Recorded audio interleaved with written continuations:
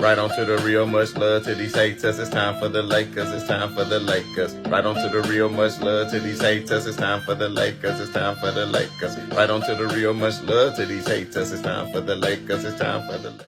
Man, what is happening, my YouTube family? Of course, it is your boy B New. I'm coming at you on this Tuesday. And first and foremost, as always, just want to send out positive vibrations and blessings to anybody who could be listening. Now, with all that being said, we all know that the Lakers took on the New Orleans Pelicans, I want to say on Sunday night. And my apologies for not doing the show on yesterday. It was the end of the month, and I had a lot going on that I really needed to tend to, where I did not even have 1 minute just to spare. But with all that being said, I'm about to do some reactions on that horrific display that the Lakers put on and kind of pinpoint some things that went on during that game and what needs to change, and if the Lakers still even have a possibility even making the damn play-in tournament. Because I said prior to that, because I did make a video, I want to say on the day of that game, and I said that the Pelicans were in a place to where they were only in the 11th seed, and was only a couple of games behind, moving up into that 10th seed to put themselves into a possible play-in tournament. And I said that they had been playing good as of late, had beat the Phoenix Suns recently, and with the addition of CJ McCullough, who we all know is a true baller, who was the sidekick for Damian Lillard for so long. And we always know that Brandon Ingram want to stick it to the Lakers anytime he can, because he was not happy that he was dealt out during that Anthony Davis deal, which if you go back and watch some of my videos from previous to this, then you'll see how I feel all about that whole situation. But at the end of the day, it is what it is. And, the Lakers showed up at home, and they didn't show any, they looked so lethargic. They didn't show any energy and just carelessly turned the ball over time in and time out. They had, I want to say 16 turnovers or 17 turnovers before the half, before it was even halftime. And LeBron James had 7 of those turnovers. Russell Westbrook had 7 of those turnovers. And regardless of what either one of them says about it or anybody else, just coming from me watching and analyzing the game, is those turnovers were careless. You could say you were trying to maybe force an issue and this happened or that happened, but for the most part, those were careless turnovers, with the Lakers not paying attention or taking care of the basketball, making ill-advised passes that shouldn't have been made, overthrowing passes, just not putting way too much on a pass. Like the amount of mistakes that were made were just unbelievable. And then of course you have Coach Vogel, who I don't understand why during the broadcast, post-game, pre-game, why do pundits continue to say that he should hold no accountability or responsibility to how this team is playing and has played? There is no way that you cannot point a finger at the coach. And at the end of the day, we all know players got to play and show up. But damn, what's the purpose of having a head coach then? So if you're not going to put any accountability to the head coach, what's the purpose of having him? Because obviously he is not getting the Lakers to play. And just like I said previously on the last 2 losses, what play did you draw up? When you have a chance to draw up a play and you don't, and you cannot, then what's the purpose of you? If you don't really have a system where the Lakers don't do a lot of cutting, moving, screening, pick and rolling, there's a lot of isolation basketball where the Lakers assists were terrible that game. Also, where they're not even moving the ball in the first half, they only had like 6 assists. Like, you are not playing a winning brand of basketball. And even for the past 2 games, Russell Westbrook has a combined 2 assists. So you mean to tell me 1 assist a game is all he is good for? And you tried out Trevor Ariza again into the lineup, into the starting lineup, knowing that you should have probably started Stanley Johnson. Stanley Johnson only got 10 minutes during this game. Why, I do not know, when the reason you picked up Stanley Johnson was because of his defensive prowess. And we all know Stanley Johnson has the ability to play good defense, but let's be serious. There's a reason why he's a journeyman and has not been, consistently signed to a team. But he showed signs of life and had the motivation to play well, and has signed, a contract through the end of this year and a possibility for next. But at the end of the day, if you're not playing him, and my main bone that I have to pick with Frank Vogel is Frank Vogel puts out the most inconsistent lineups all time. He never, like, find a lineup and stick to it. So you decided to take Monk out and then put Reeves in, but then the next game you'll do something different. Like, you just don't know what it is you want to do. So players cannot build continuity with each other, and they can't establish a rhythm for themselves because players don't know when they're going to play, when they're going to come in.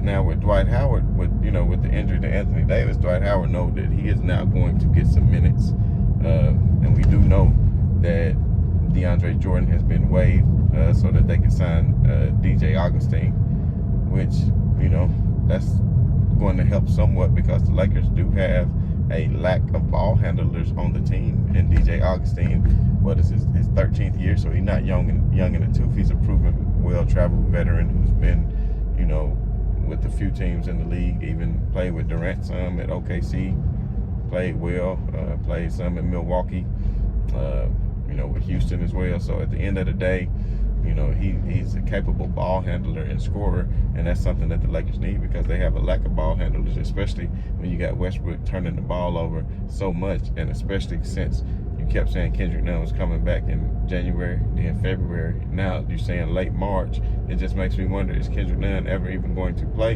And they look up and take a look at the standings and say, well, damn, we might as well shut him down for the season, And the Lakers just were playing without any sort of motivation at all. And the New Orleans Pelicans were playing with motivation because they look up and say, hey, we can get into a play-in tournament. Hey, we can do something special.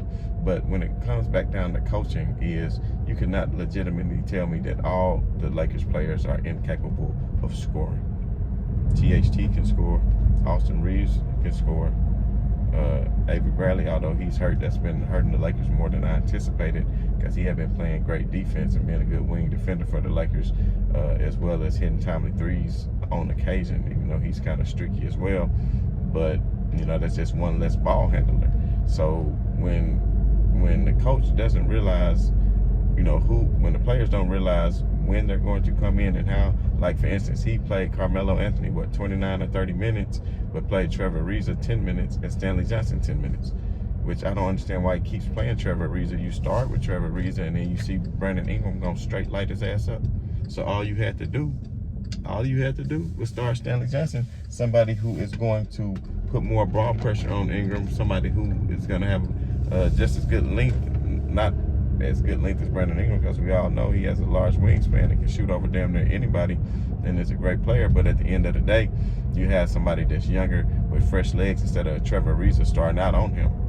And the Lakers started out the game good, but then ended it not so well in the first quarter, and they started to let it get away. And the third quarter was a complete nightmare because you came out yet again and did the same thing and trotted out Trevor Ariza again. And then you had to quickly put him on the bench, and then you really didn't see him for the rest of the game because he only got 10 minutes. That's the only damn good thing you did was play Trevor Ariza 10 minutes, but then you give Carmelo all the other minutes when those minutes really should have been going to Stanley Johnson because Carmelo was broke. Carmelo, listen, without Anthony Davis, right now, plain and simple, the lineup needs to be, you can play a little small. You need to just start Westbrook, Austin Reeves, Monk, LeBron James, and Dwight Howard. And when you do that, then you can bring THT off the bench as a ball handler and Avery Bradley off the bench soon, hopefully, as a ball handler. But of course, he's probably going to insert him back in the lineup and have his 30th different starting lineup for the year. And it's just a sad shame the way the Lakers are finishing this season because nobody would have thought it would have been this bad. And I give credit to a lot of people who kept trying to tell me, they not doing it. They not doing it. And, not to make excuses, we do see that, Anthony Davis has missed, 37, 38 games. LeBron James missed 27, 28 games. They can never build cohesiveness because I still feel LeBron James and Anthony Davis, when on the floor together, they have a chance to win every single game. But your best ability is availability, and neither one of them has been consistently available. LeBron James has had injuries. And speaking of LeBron James, during that last game, he might have put up 32 points, but the 7 turnovers negated that. I mean, you had him, you was a minus 26. A lot of the points was in garbage time when the game was far out of reach. So did it really matter? When the team really needed you early in the game, when they were separating themselves, building the lead from 12 to 15 to 18 to 22, where were those points then? So, people want to say I don't get on LeBron James. That's not true. I'm going to analyze the game and speak facts when I see facts. And I'm still going to lay a lot of this at the foot of Frank Vogel because he is not doing anything what it takes.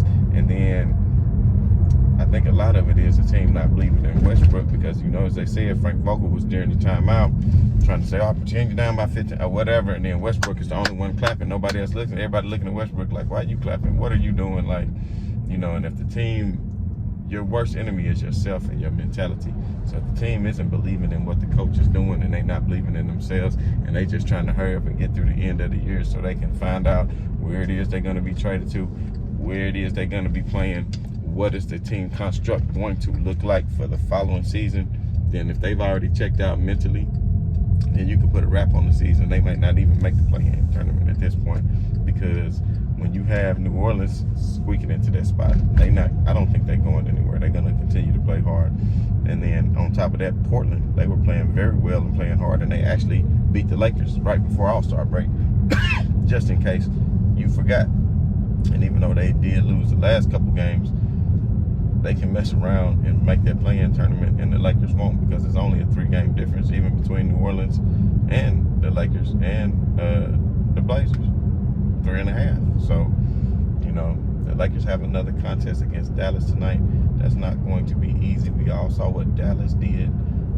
They were down by 20-something against Golden State, and we all saw what they did. They came back and won. Luka really got everybody involved. It seems like trading Porzingis has not affected them adversely at all.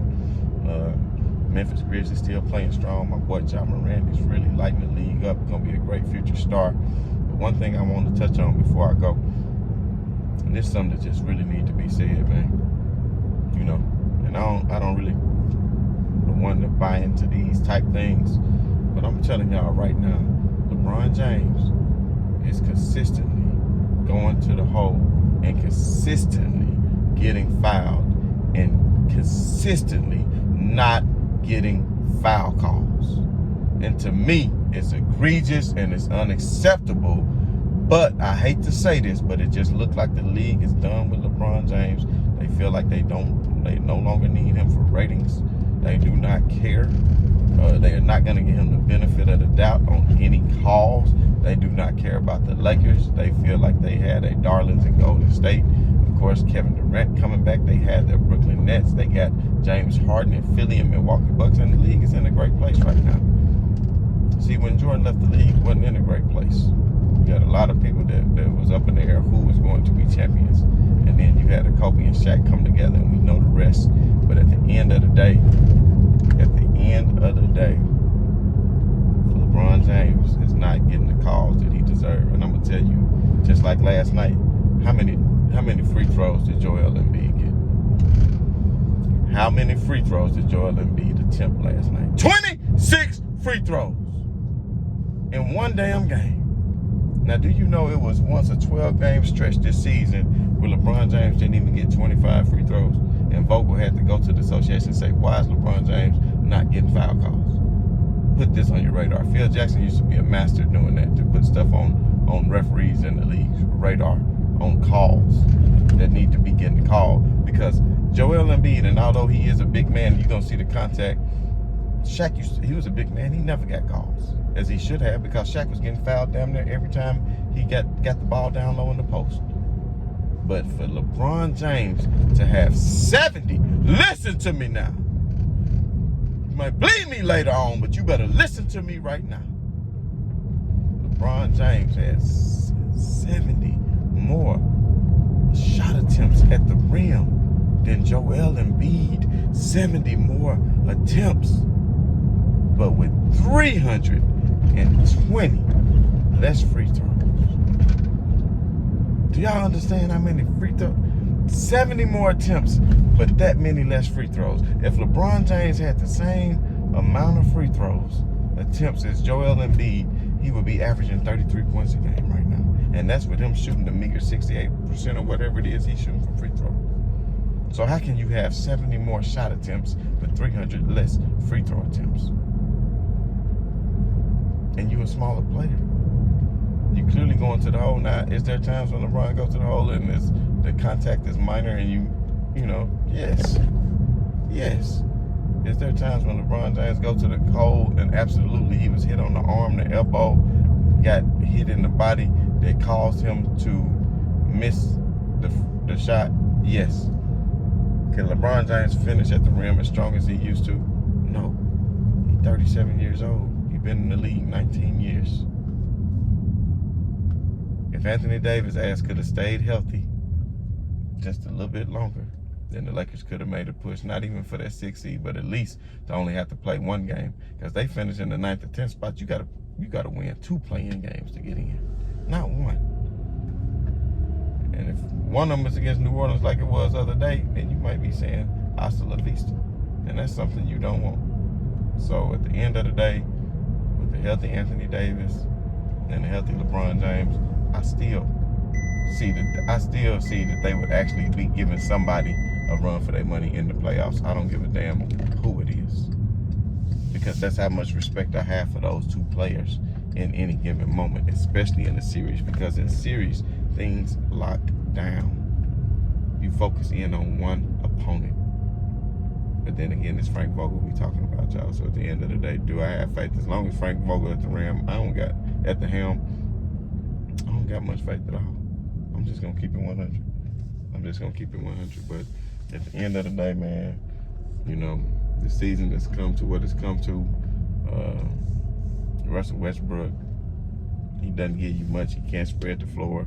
You just need him to cut to the paint and continue to play down. He'll put pressure on defenses and get you assists. But if he only getting you 1 assist a game, then that's not gonna get you any help, contribute to getting you any type victories. And I'm just being honest. So at the end of the day, man, I just want to, you know, keep saying right on to the real. You know, much love to these haters who just love, man. They just love to see the Lakers down, love to see LeBron James down. Just enjoy it while you can. Laugh now, cry later. You know, even if it's not this season, some things will be done. You know, these can't hold me back. You understand what I'm saying? So at the end of the day, man, right on to the real, and much love to these haters. I'm out.